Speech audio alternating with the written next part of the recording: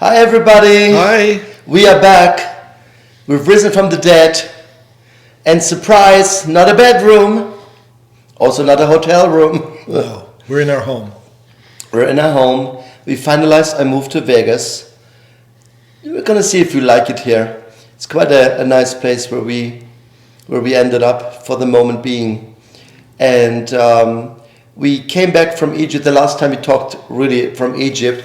And then we moved the day after we arrived, so we didn't have time to be jet lagged or anything, and then we arrived there, we had to unpack, which we did. So this is really the first moment of not being busy, basically, though we're working on Zoom with sessions already. We're working. Mm-hmm. And we haven't forgotten you, of course, So here we're back in full swing, and you're going to hear me coughing, which is my new favorite hobby. Thank you very much. I do my own stunts. The flu hit me.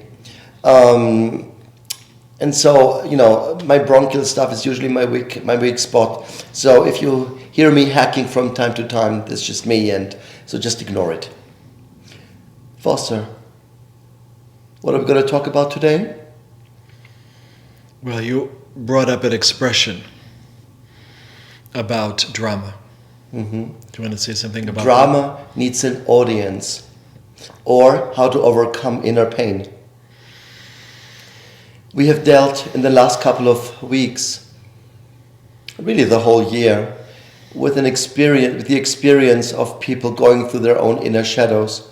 The pain, of course, that's what it is. And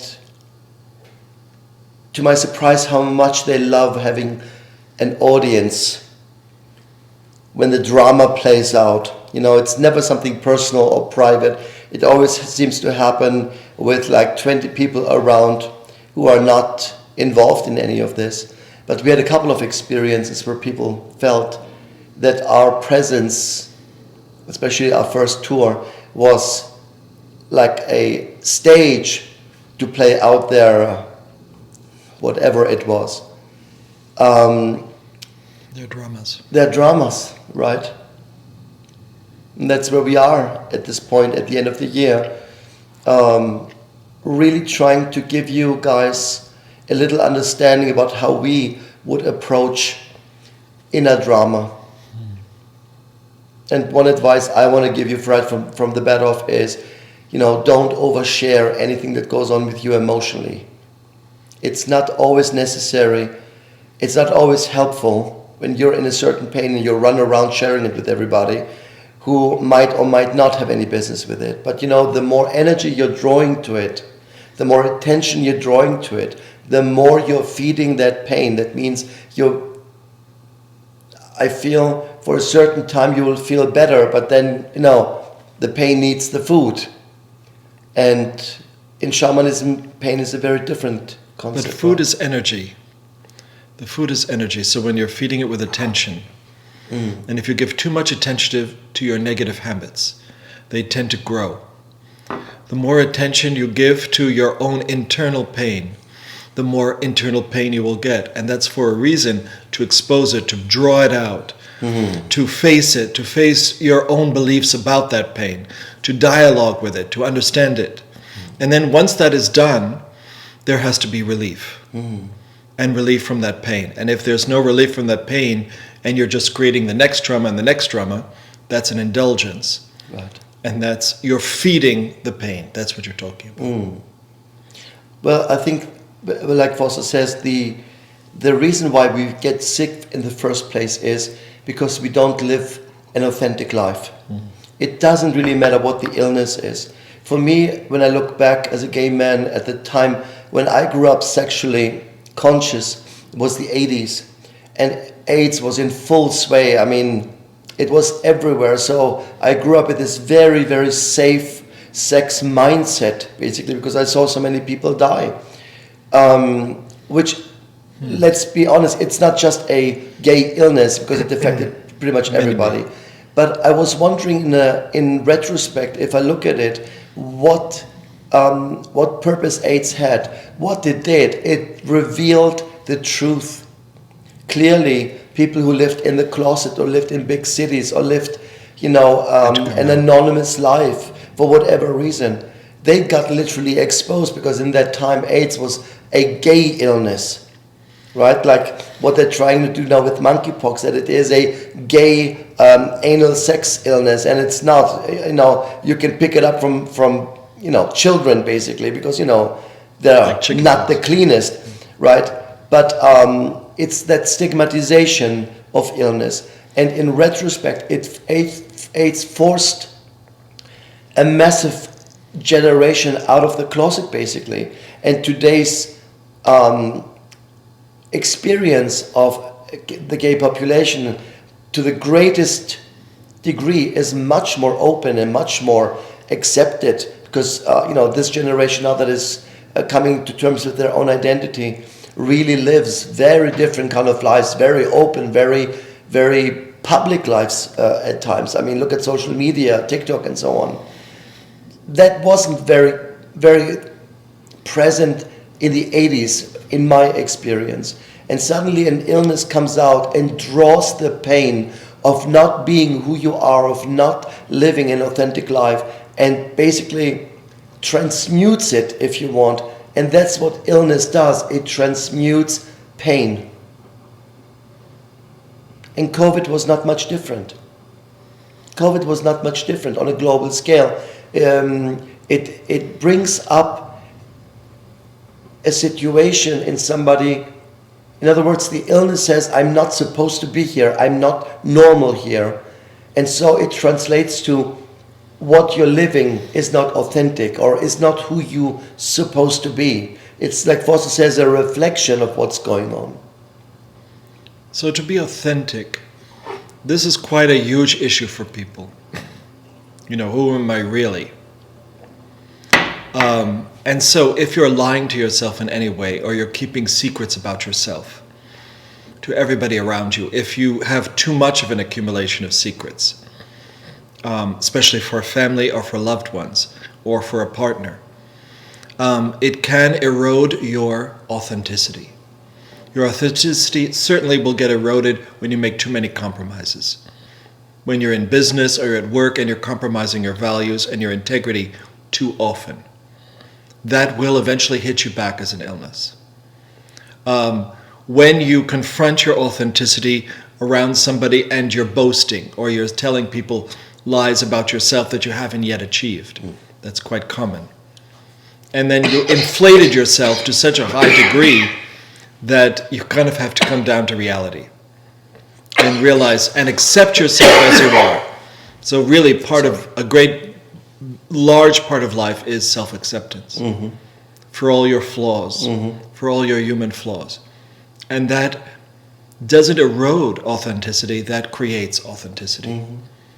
So you have to feel yourself, who you actually are, what you really are. Are you an artist? Are you a craftsperson? Whatever that may be what you do, but who are you really inside? What do you feel yourself to be? I think, here we go. I think pain is such a specific expression of emotion because it is, I think, the last station of a suppressed experience. You can deal with certain things. For example, I know very capable alcoholics or people on drugs you would never be able to tell, which doesn't mean that they're not feeling pain, but they are so good in functioning in it or on it, basically, that the pain doesn't feel like pain. It doesn't express itself as such. And with time, it has to accumulate, of course. And the other thing is, I think that pain can also be very much exaggerated by circumstances, like family, for example. When we grow up, most of us, in a family where certain belief systems and morals and ethics and concepts are being dictated.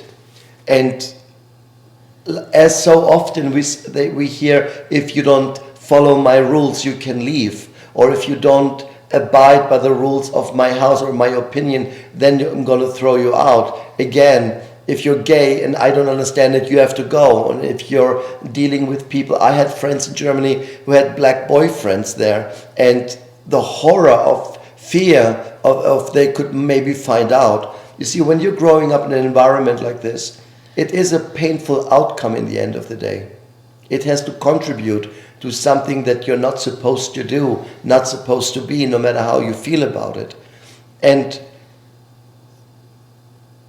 when we see how parents often, grandparents, parents, transfer their own pain onto their children, because that's what we do. That's a very common thing. I mean, you made a 40-year career out of this concept. We suddenly end up with a symptom that we cannot identify. You can feel it, you can live it, it has an effect, but you can't identify it. And the reason why you can't identify something like this is it's not yours. Your spirit says, I'm dealing here with an idea or a pain that is so foreign to our system, it's too old or too accepted from the outside in. And that can include dogmas. That can include religious dogmas. Absolutely. Social mores, certain things that you've conformed to, Yeah. that are in fact rubbing against your authenticity. Mm-hmm. And your authenticity says, I don't believe that, I don't want to follow that on any level. Mm. Now, more than that, I would say the pain that's caused by family is you have to do a discernment between what is yours, even what is your pain, and what is your family's pain. Right. What do I believe versus what do they believe? And that's part of growing up. That's part of the separation from our parents. Mm-hmm. That's why people rebel against their families, why teenagers rebel very strongly, because they have to discern who am I versus what you are. Mm. And that's very important for identity creating. So, in other words, we have to separate out what is not us. Mm-hmm. From what actually is our authentic self. Mm-hmm. And that is quite a long process in life. And it's a constant process. Yeah. And you hear a lot of people's ideas and thoughts and philosophies, and if you include them in yourself, like all of a sudden you switch to being a born-again Christian overnight because of your own guilt, that doesn't assuage the guilt at all. Right. The guilt only grows underneath. It grows in absentia. And what happens then is a pain can develop in the body, or something can happen. Like my own sister, who became a born-again Christian and believed it very, very strongly. And then when it came time with her cancer to face herself, she said, no, God tests me. Right. Which is absurd. Right. That's when the dogma is fully taken over. Right. And she wouldn't even accept help from anybody to really heal herself. Mm. Now, you can heal many things with your mind. That's what she believed. But she didn't really have the tools for that, and she didn't even accept the tools because it didn't go along with her dogmatic beliefs. Right. Right. And it created tremendous pain, and she died. Yeah. Yeah. So it's heartbreaking to see what human beings do. Mm. Especially in your own backyard, in your own family.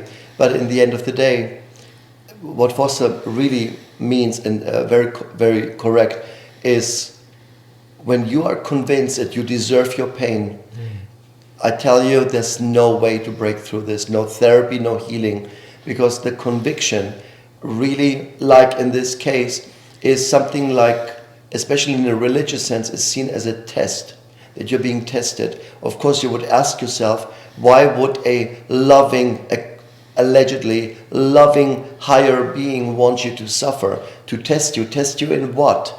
You see, I mean, the thought already is crazy. But I've seen also people breaking through certain points, breaking through their dilemmas, and then they start judging everybody who doesn't do it their way.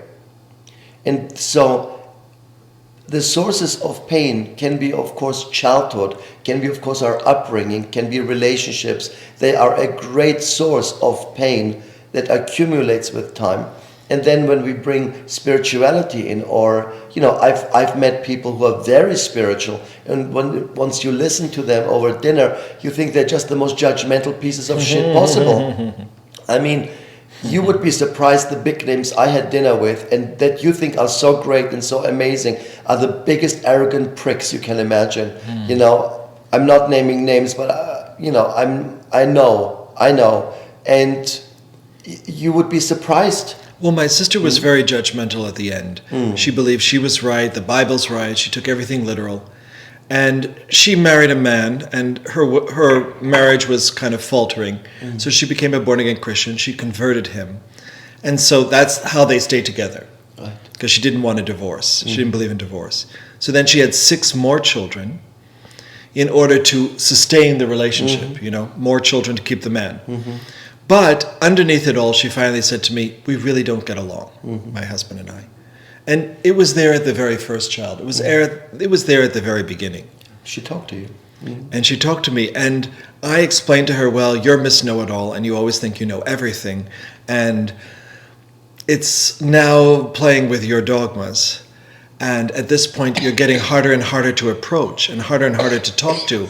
Even though the emotional dialogue with my sister was beautiful and authentic. But then came in all this conditioning, all this belief, and then she would start to change her head, her face would change, and then she would revert back to her pain.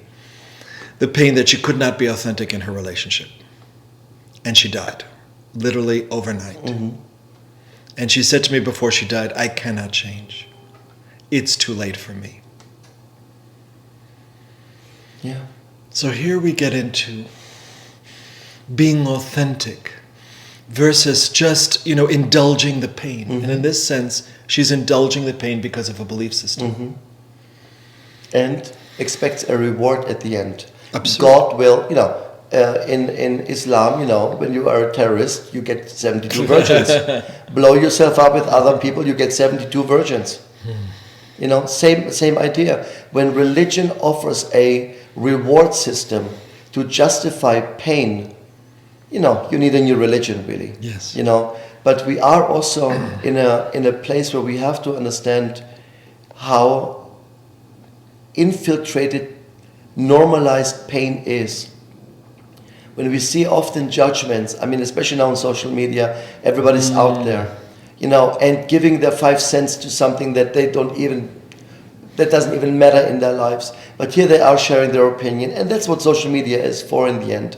But interesting enough is, under a lot of that, let's call it well-meant judgment or statement, is blatant homophobia, blatant racism, blatant misogyny. It doesn't matter how good it sounds or intellectual it sounds. That's what's always underneath. And when people judge other people and think they're right, which in 99% they're not, and think they're right, there is some form of a phobia underneath that pushes the personal pain aside and justifies it with the judgment. Well, I went on a site called Quora because somebody had asked about angels. Are they real? So I explained, I've had experiences with them, and, they appeared 3 before my bed. Another time they pulled me off a sidewalk in New York so I didn't die. We've had experiences with them. Some of them quite psychotic, but some of them quite lovely. So depends. And how you ask and whatever. But I got back the most vicious criticism for telling my own experiences with angels. Right. These nasty people and scientists and other people that I finally said, goodbye, Quora. I'm not interested in you. Yeah. This is not a forum to discuss these ideas or to talk about our experiences. This is pure vitriol. Yeah. And I made Quora know that. I wrote them a long letter saying, I find this abhorrent, this free ability to say whatever you want to say, because what you say there is going to come back to you in the sense of we are all unessentially one. And when you are cruel or vindictive of somebody or going after somebody, you are actually doing that to yourself. You are opening the door for that to happen to you. So if you're criticizing everybody on internet, it will come back to you in some form, absolutely, because you have resonance for it. Right. Well, right now we have an interesting reaction online. We're going to get so much shit for this, but I don't care. It's that whole Balenciaga thing. Oh my goodness, yeah. Should we go there? Let's go there, because I like a good fight. It's an S&M teddy bear that a child is holding in their arms, and people found that to be child porn. Porn, exactly. It's not. Okay, if you're looking at the image, it's really just terrible imagery. It's like really awful photography. It's a dumb picture. With all the Balenciaga products all over the place. Over the place because it's an ad. They're trying to sell their crap, basically. But the idea is where it went, and how people started to form opinions about why a certain paper was there, why a certain document was there, what it means, what it doesn't mean. I can imagine, and I know the fashion scene. They just crumble something together, they throw it in, they try to make a blast or an impact. And that's what Balenciaga is, of course. It's not, and this is so interesting because in these last TikToks, people say, and just for you to know, this is what Balenciaga used to be, and they show these dresses from the 50s. Oh yeah, beautiful. Of course, they're all white, these people. They're white people who, I tell you, they're Trumpers from the background, they're all QAnon, and they're now showing dresses from the 50s, how Balenciaga should have been. You live in 2022, get a grip on yourself. That's the look. The world changed, I don't say I agree with it, or I particular... no, I don't like S&M teddy bears. But you haven't been to Berlin, where Berlin, by the way, sells little leather teddy bears as a part of the city's background. San Francisco, all these places. In San Francisco, I've seen it a million times. I've seen it a million times. And if it comes to child abuse, by the way, there is something in the US that is called children's pageants, where I see children being literally dressed like hookers, and or like Shirley Temple, hundreds of Shirley Temples. This is what I consider child abuse, to make a child look like an adult and strut their stuff and dance and ties. Little Miss Sunshine. Little Miss Sunshine, you see, a stupid picture of a fashion brand no one cares about. With a little kid holding up a goth teddy bear. Right, it's a goth teddy bear. It shouldn't be such a big deal. It shouldn't be such a big deal, but what came up is a lot of internalized pain. Half the people I follow on Instagram sharing their experience are abused people, have gone through some dark thing in their life, and now they feel they are the spokesperson and the spokesperson of that situation. Something is triggered here. It is not that stupid image, because if you've seen the images, they're dumb. Really, it's not even great photography or anything. But something gets triggered here. You see, and now everybody tries to tell a brand what to do. We call this cancel culture, of course. So the moment we don't agree, I don't agree with half the world, but I'm not going to cancel half the world.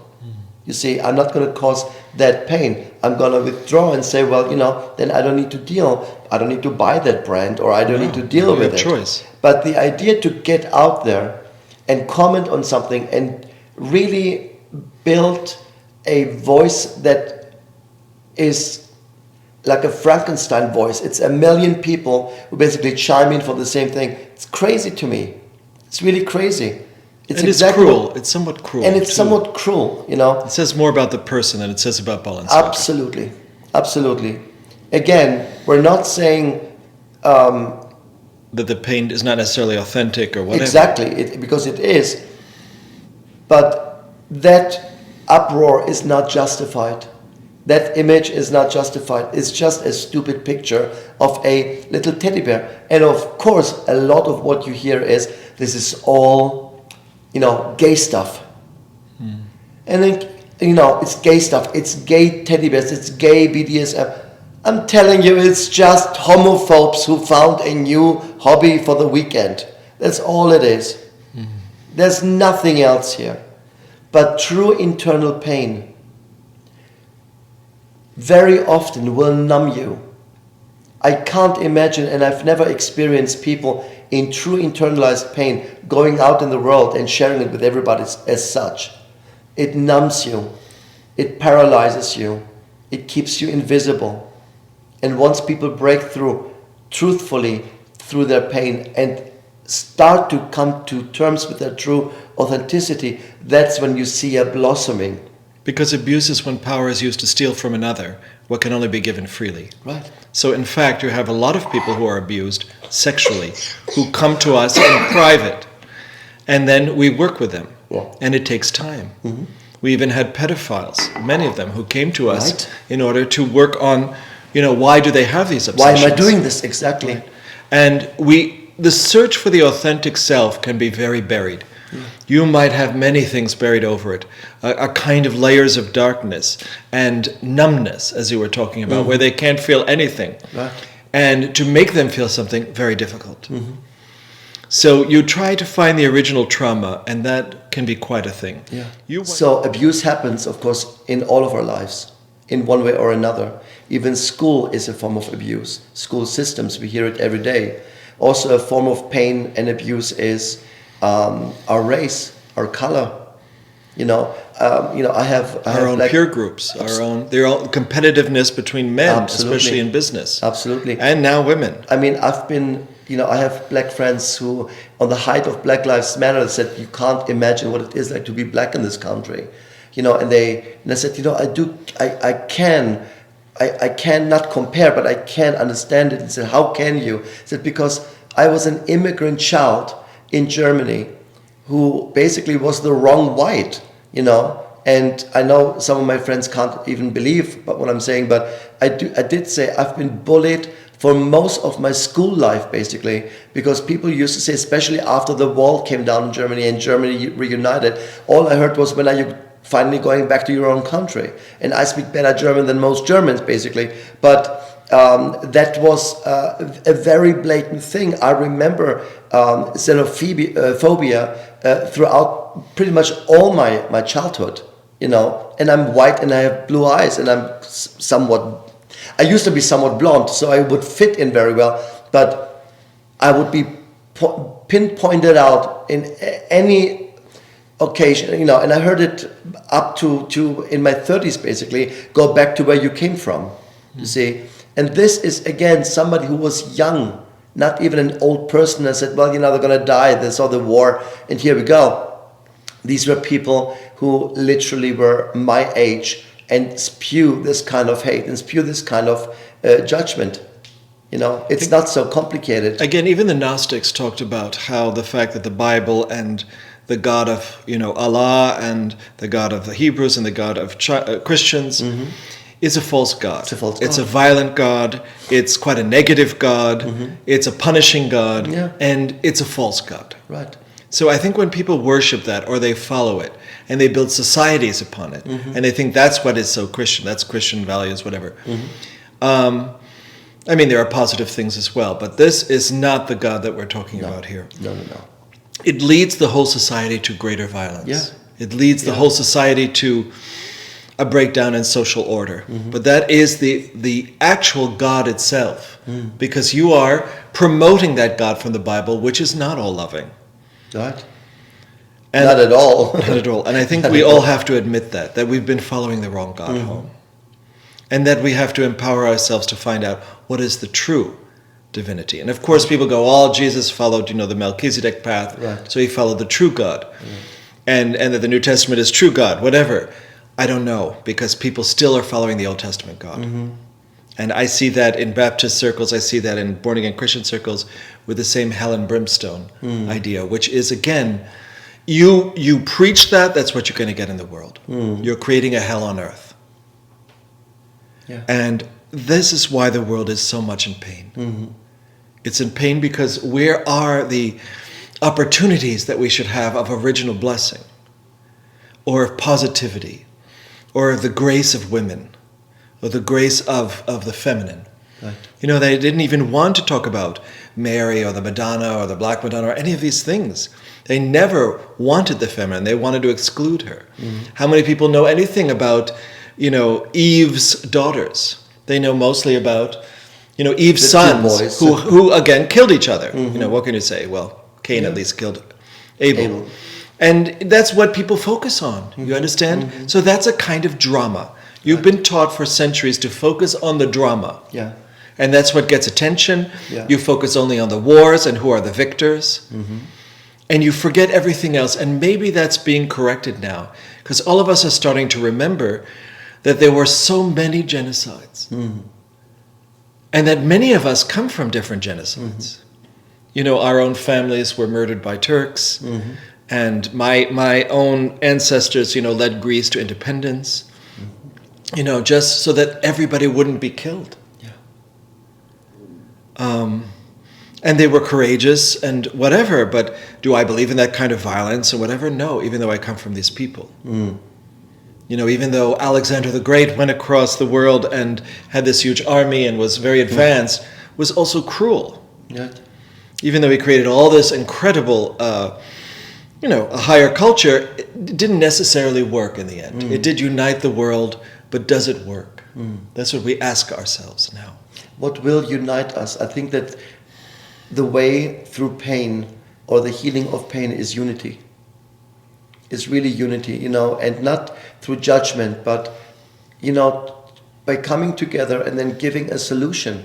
Say, listen, what do you think we approach this in a more healthier way, or we look at it from a different way?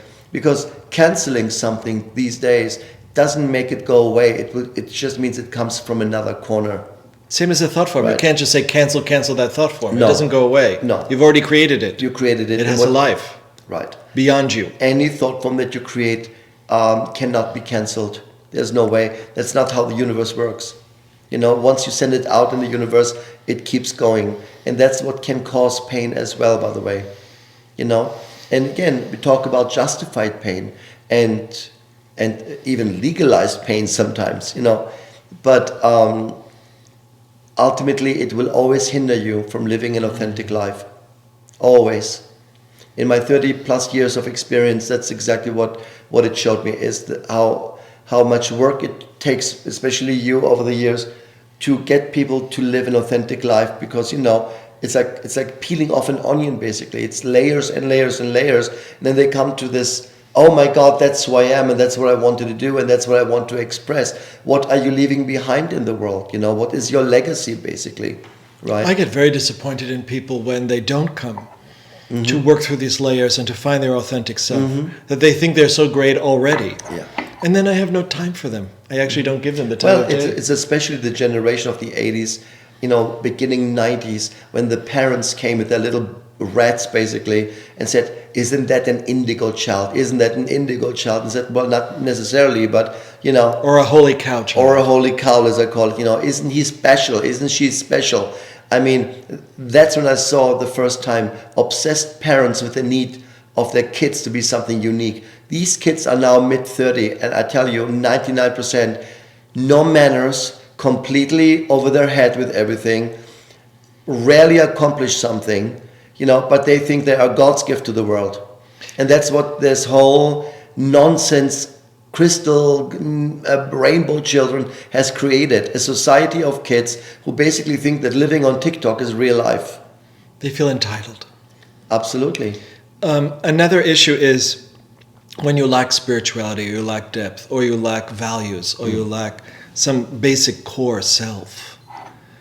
Because we meet a lot of people who don't want a core self. They're just quite lost. And they follow wherever they go. Do you feel that spirituality is the only way to get to this kind of depth? I've seen people who are not spiritual in the way we describe spirituality, who have arrived at the same depth because of their own inquisitive minds, because of their own feelings, that really they trust their feelings underneath it all. But I do believe my own spirituality led me to my authentic self. That's absolutely true. Even when I was a little kid and I would leave my parents and everything and go into nature, and I would just sit there and meditate as a little kid, which is the way I lived. And then I started to have energy in my hands, and then tremendous power in my hands, and then I had to do something with it. I actually worked in churches at the beginning, just laying on of hands. And then, you know, basically people exploit you because I was such a naive little kid. And then we had groups, and then, you know, I learned a lot. What is important, especially in all of us, authenticity, we need boundaries. We need to be able to filter out a lot of the more damaging and negative behaviors that are all around us all day long. And the way we filter it out often is by saying no. I say no to doing that behavior myself. I'm saying no to being influenced by that particular environment. I leave that environment. Because sometimes the environment outside of you can be so toxic and so negative that if you're around it long enough, it becomes an internal environment, becomes part of you. You accept it like a solidarity. A solidarity with a parent or a solidarity with a friend. And then you get so involved in them that you lose yourself in them and you're not authentic anymore. You lose yourself in falling in love with somebody and you don't really see the whole picture yet.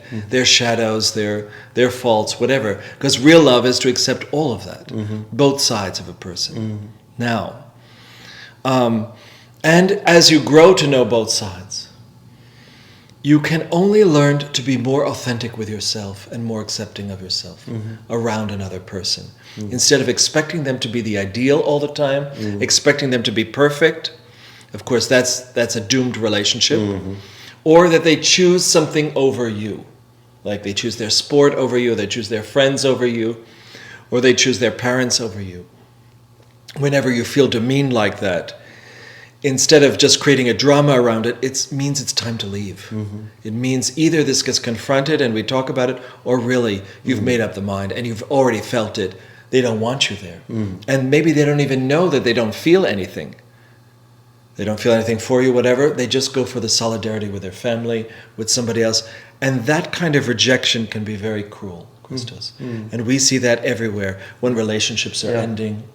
When somebody's cheating and going for somebody else and they're really liking it, versus really staying with you. You know, there's cheaters that stay with you because you're their anchor and then they cheat. And then there are people who, you know, are cheating to get out of the relationship because they don't feel connected anymore. And that's another thing about connection. I think it's interesting because you give me a lot of memories. You know, we have friends who go through these kind of experiences. And it's interesting how much a person calculates the pain it will cause eventually, especially in this kind of relationship games. It calculates, in other words, I'm married, I'm going out, I'm doing what I'm doing, and I'm kind of calculating the amount of pain that will result from all this, even if the other person has nothing to do with it.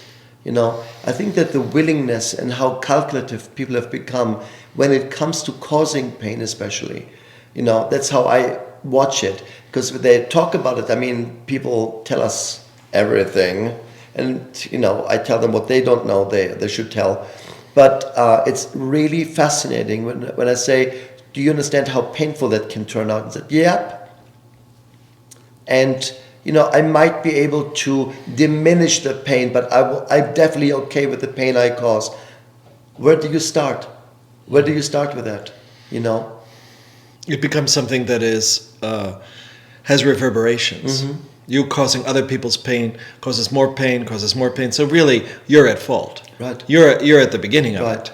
Right. And all of us know that when we rush into things and jobs and our ambitions, there's going to be a certain amount of pain. There's going to be subconscious things. There's going to be our ideas about competition, endless competition, because now we all have to be billionaires and we all have to have more money than God. And, you know, everybody's competing against each other for elitist qualities, because everybody's possible. It's possible to have this kind of money if you have no morals, if you don't really care about anybody else, and if you want to, you can just step on anybody. Or you just stay in your own little world and you don't admit, you know, really the fact that you don't know how to show your emotions. The goal is truly to transform pain into success. You always say success is the best revenge, you know, and I agree with it. I think that really pain should be transformed into success. And I don't mean necessarily monetary. It doesn't always have to be in some massive, you know, self-confidence, believing in yourself, you know. I think that is an important approach to really dissect the pain, remove the parts that are not yours, confront the parts that are yours, accept them, especially in Tarot, in the path of the Tree of Life. We have the path of lust. In some cards it's called lust, in some it's called strength. And you see this virgin in a white dress who basically controls or tames the roaring lion who's about to bite her. And she sits and she says, just shut up now, sit down, quiet. So it's such an interesting Symbol, metaphor. metaphor for somebody who says, I created this beast, I'm responsible for it, and I'm not going to get rid of it suddenly because I don't like it. I created it, I'm responsible for it, but the person is in charge of it. You see, that's why I do admire people who overcome alcoholism or drug abuse or some kind of obsession, because it takes everyday willpower to overcome, to not step on this. And I have the greatest admiration for, because I don't have any drug. I'd say, Past. I mean, I grew up around drugs, but never took them, never wanted them, never desired them. Saw people going down on them, of course, and it's just something that is so foreign to me, to see somebody who breaks through these kind of pain. It's really amazing. And there are also amazing teachers coming out of this pain, amazing healers come out of this pain, amazing trainers and coaches come out of this pain. Something good comes out of it. you have to be in your body to confront pain. That's number one. And a lot of people who are in addictions want to escape their bodies. So since they're not in their body, they don't have to feel the pain. So now all forms of escapism are really that. Not really, watching a movie on television or whatever. That's not actually it. That's something else. So you're not escaping, you're not spending the whole day only doing that or only watching pornography or whatever. It's an escapism when you overdo it and you're not in control of it. That's for sure. Right. When it compensates for not living. So when kids are very young and they experience trauma and they're out of their body, they may never remember what it's like to get back in. So then you have a talking head. You have somebody who's just not home. They're not home in their body. And eventually over time, if they take too many drugs, whatever, they never can get back. And that's called vacating your body. Right. Sometimes we walk down the streets in New York and you see maybe 30% vacated bodies. Nobody's home. Just nobody's there anymore.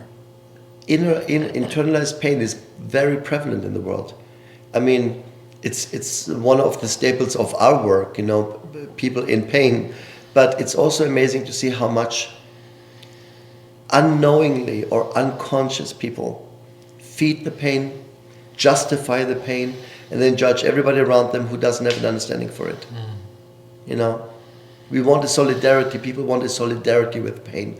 They want to be understood, but that also, is one part of the dialogue. The other one is, how can I overcome it? And I think the first step, and that is my first advice I always give, is to say yes to the pain. To say, yes, it's real. Yes, it's part of me. And yes, at some point I must have agreed to it for it to be that prevalent or to be that dominant in that sense. In other words, really nothing can happen unless we agree with it. Even if we feel we don't have a chance, we do. We do have a chance. The mind is free and can always choose to remain a companion of a pain or not, for example. And outside of this, once we go into an acceptance, then we go into the technique of control. And that has to do with what I call the bulletproof mind. You need a trained mind to be able to control the narrative, the soundtrack that plays out in the subconscious. We call this changing the anchor points, or changing the affirmative work, so to speak. Because there is a dialogue that plays out, you're nothing, or you can't do it, or you're weak, or you're this, or you're that. And that can happen on a very, very subliminal level. But this is where you have to start to really approach the healing. You have to be able to go down there and hear that soundtrack and start to take control and say, this is not the narrative of my story. And once you change, you exchange the belief systems of the narrative, then slowly, the outcome will shift your emotional reality. And when that happens, then the physical reality will change. So now you're talking about quite a few things. A lot of people that I have met over the years, they're not even aware of their pain. They're not even aware that they're in pain. So as it starts to be drawn out, after we go through, oh, I'm fine, for too long, and then slowly, the real self starts to burst through, and it creates an uncomfortability in the body. And it starts to maybe manifest as an illness, or maybe manifest as quite a negative tic, or whatever it's going to come out. Or bad moods, a lot of bad moods. You start to look at the shadows. Meaning, what are these self-defeating voices that are inside of us? Are they parents' voices? Are they church? Are they school? Whatever. But they're voices that are negative, that are telling you you can't do it. There's something wrong with you. You're not beautiful enough, or compared to somebody else, or whatever. Instead of seeing somebody's uniqueness, or seeing what you're capable of, which requires some sensitivity, by the way, requires some emotional feeling for somebody, and an idea that there are many kinds of jobs, many kinds of professions for everyone, and everybody has a unique gift for the world. Now, if you come from that premise, then you help people to find their gifts. You help people to find, their talents, and then you help them to really indulge it, to really go after it, right? Sometimes with a single-minded purpose, so that they're not distracted by anybody else who's naysayers. Then, of course, you've got something much more damaging, which is kids that are beaten, or people that kind of gotten beaten down in life.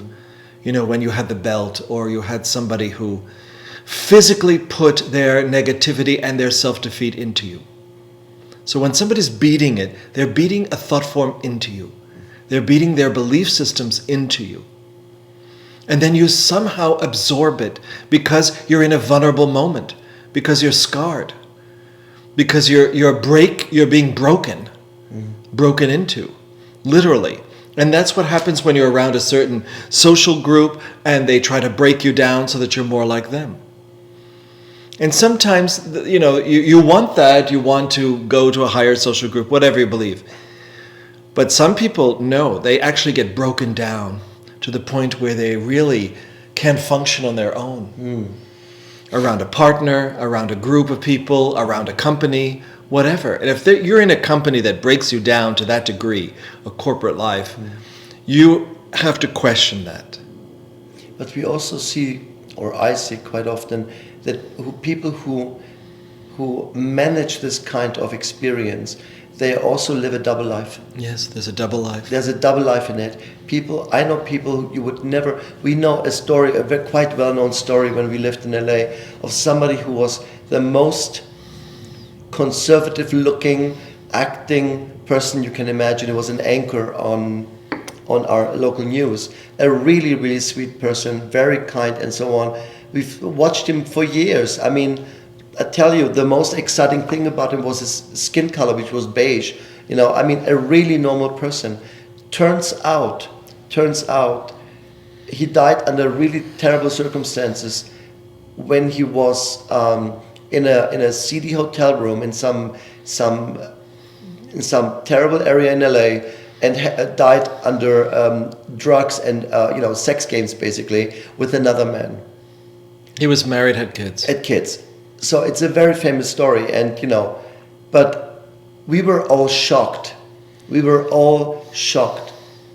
And I felt a lot of compassion for him, because he never lived it. He never lived it. Whatever it was, it couldn't break through. And this shame and this way of hiding it and playing it out with random strangers in some hotel rooms, I can't even imagine how long that has been going. And he died under these circumstances, so he never had to answer or question for it. Leaves behind a family who thinks, how am I going to deal with this now? I didn't even know this person. Right. And he passes away, but the pain remains in the family, because now they have to come to terms with it and say, what the hell did I not see, or where did I fail? Because that happens very quickly. And that's generational pain and abuse. So this is a very extreme example, but it happened in front of backyard, basically, of somebody who lives an authentic life for the public, for everyone around him, but everything else that really was underneath had to be played out under, I don't even know what circumstances, in that little city hotel in South Downtown or somewhere. And that is when we should start to feel compassion for people, you see. And that is why when society makes it wrong to be gay, makes it wrong to be different, makes it wrong to think different. And some people are not monogamous. We've talked about this. Right. Some people really shouldn't get into monogamous relationships. They need a polymorphous relationship. Yeah. Which is now, of course, something people talk about. Yes. You see, it's very... We're not all the same. We're not all the same, and there is no one rule to every relationship. But if you want a marriage in the classic sense, then you should read your contract, because it says, only you, and only you until the day I die. It doesn't say you and half the city. I'm just saying, you see. But again, there's no judgment in it, because I think everybody has the freedom to make their own rules if there would be just honesty. And I think that pain can dilute truth, because when you're in pain, in shame, you're not going to come out and say, that's what I want and that's what I experience. Because it's always the fear to lose something. That's what pain does. If you live yourself truthfully, then somebody will leave you. If you truly tell somebody what you want, they're going to reject you. Yeah. And so on and so on. But then they were not for you in the first place. No. They're not for you in the first place. I know this woman who liked a man who turned out to be somebody with a very kinky hobby. And she said, he said, don't you love me? And she said, I don't. Not because of the kink, but if I would love you, I would follow you no matter what. And it has nothing to do with what excites you. But I would love you no matter what if, you understand? And I think we have now variations of how pain can heal. Can it heal completely? I don't think so. Do you think pain can heal completely? There's always something apparent left. I do believe, because I have seen people who have gone through the whole process turned out quite enlightened, beyond the idea of opposites, and transcended into something else. Yeah. That has happened. Not many people, quite hard to do. It requires tremendous discipline and focus, and it requires quite a brilliant mind. You have to really want that. It has to be quite a desire. And it can take lifetimes. Yeah. So there are people, yes, who have transcended it in their own way. And they're very human when they transcend. They're very, they see their dark and light sides, the whole thing. But pain, no, that's not really in the equation anymore. They have become their own selves. Yeah. So it is doable. He's very optimistic.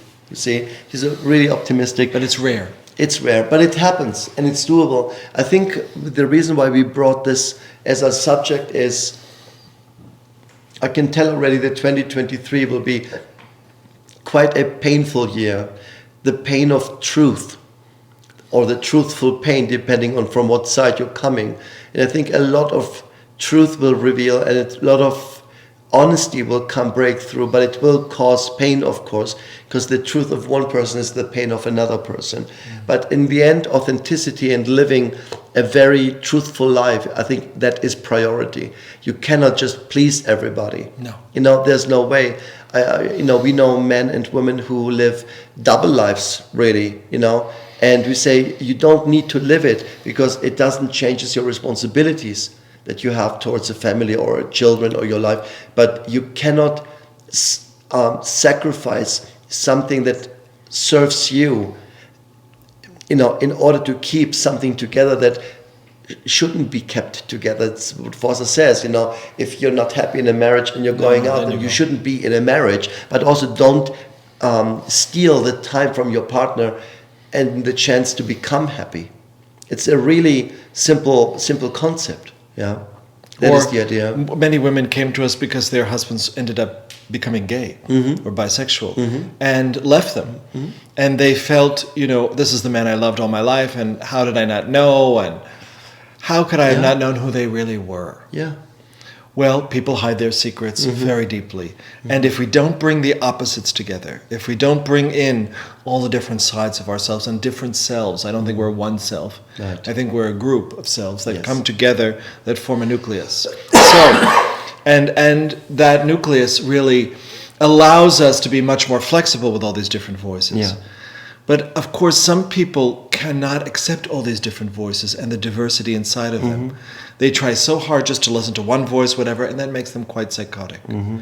It makes them also quite demanding of everybody else to follow that one voice. So diversity of voices within us, listening to ourselves like a Camelot, listening to all the 12 voices, whatever, is crucial to our lives. Now, when you're dealing with your own shadows, when you're dealing with your own darkness and the things you want to hide away, some of that is something you have habitually been exposed to. Like, for instance, if somebody plays the saint all the time, if somebody is the know-it-all, they always need a partner who is a screw-up. Because to be the saint, you have to be the saint over somebody. So these kind of polarities, they attract each other. So the saint wants, on some level, the know-it-all wants, to find their inner screw-up. And the inner screw-up wants their saint that is inside of them, that is internalized. That is also these internalized voices. For instance, the abuser looks for someone to abuse, the one who is abused. And inside of every abuser is somebody who was abused. And every abused person has inside of them a tyrant, an abuser. So then you have people who always want to run away from a relationship. Yeah. They're the people who are constantly, running from intimacy. The minute it gets really close, they don't call you, whatever. And they are attracted to people who like to fuse with other people. They like to become one with somebody. So now you have a fuser and a person who's an abandoner. Right. And they are attracted to each other. And you have to look inside of yourselves at these opposites and bring them together in you. The one who wants to merge with everybody, who has no boundaries and never learn them. And probably someone in the family is the same, like a mother or whatever, or a father. And then you have the other side, which is the abandoner. Where do you abandon yourself? Where are you running away? Where are you so afraid to be abandoned that you fuse with everybody? And when you bring these things together, they create a certain synergy, a certain energy that starts to draw in that power in order to find, where am I? What is my authentic self? And how can I make control over this? How can I finally find the midpoint? That defines me much more than the two extremes. Right. Because you attract partners that have your other shadow side. Of course, people say dance with your shadow. They say, embrace your shadow. It is the rejected part of you that you have to embrace. How often do we have people who are being abused, and then we ask them, why do you allow this to happen? And they say, because I love him. Yes. And you think... They normalize it, abuse. And you think, you're crazy, but that is the answer. People grow up with it, so they normalize it, and then they live it out later in their life. Yes. Like copies. Yes. And that's not authenticity when you're just copying your parents, or you're just copying behaviors you already have lived. Yeah. How do you break out of the copy? Expose yourself to other ways of living, other ways of being, and that's part of being here, right? Why we are alive. Let's show other people there's another way. Some people call that a flow or whatever, but you don't have to give it these words. What do you feel? Who do you feel yourself to be? And that's quite an uncovering process. And to me, that's part of the great beauty of being a human being. This uncovering of yourself and finding out who you actually are. I found that out even in my dreams. I thought, I need help and whatever. And then I went into my dreams, and the therapist was working with me. I was very young, and was working with me, and all we found were gemstones and rubies and gold. In my dreams, like always these characters were saying, no, your real core is this. Here's your authentic self. It's gold. It's rubies. It's diamonds. And you're always going to be authentic to that. And when I felt that, My dreams, I thought my dreams were so horrible. She revealed how lovely they were, and then they started to speak to me. Then I surrendered. And you fall in love with yourself. You fall in love with the unconscious. You fall in love with the subconscious. You fall in love with your innermost self, where the treasures are. Yeah. Well, people, you heard it. You got it. Something, food for thought, right? I'm glad we're kind of back. I let Foster talk this time because people also commented that I'm interrupting you too much, so I'm keeping my mouth shut now. No. But also, I just didn't want it to cough over everything and make this the cough edition. But I hope that we could give you at this point a little insight into how we view pain and how we come across of it, because it is really one of the substances we work with in our work. Pain is a very transformative force and alchemical power, but it cannot stay the way it is. It has no power if it remains numb and paralyzed. It has to be transformed, and that's what we do. That's many other healers do, and that's what hopefully in the best of intention everybody is who wants to help somebody like this, is to transform in an alchemical way this kind of pain and transform it into, for me it would be a victory of sort, of success, of a breakthrough of sort, no matter how that looks. And there are people who read about this in books and then they become psychologists, and then there are people who are truly intuitive. They're born for this. Right. And they've always been this way since they were kids. And those kind of people, well, they're a great gift for you. Yeah, absolutely. And some of them are you. So we want to leave you with this and wish you a wonderful December. You're definitely going to hear us along the way. We are back on track. We're back home now. You see these, I don't know if you can see that, but these two photographs are from our very, very, very talented friend, Nina, in Amsterdam, Nina van der Put. And she is an exquisite portraitist, by the way, which you can see here. These are our photos. And we love you, Nina, if you hear this. And we're going to come to you again, hopefully in a more regular intervals again, because, we had a lot to pick up and pick out and unpack and throw away and so on. But now we're back on track, and we're going to see you next time. So again, if you have any questions or any kind of suggestions, you can write down in our little in the little description box. You can write in the comment section if you feel any subjects that could be interesting for you. Very happy to do. And we love our podcast, so tell people to tune in. Okay, and share, like, and subscribe. I might cough my head off, but this I still remember. Share, like, and subscribe, please. Okay, we see you soon, hopefully. Be well, be good. Take care. Bye.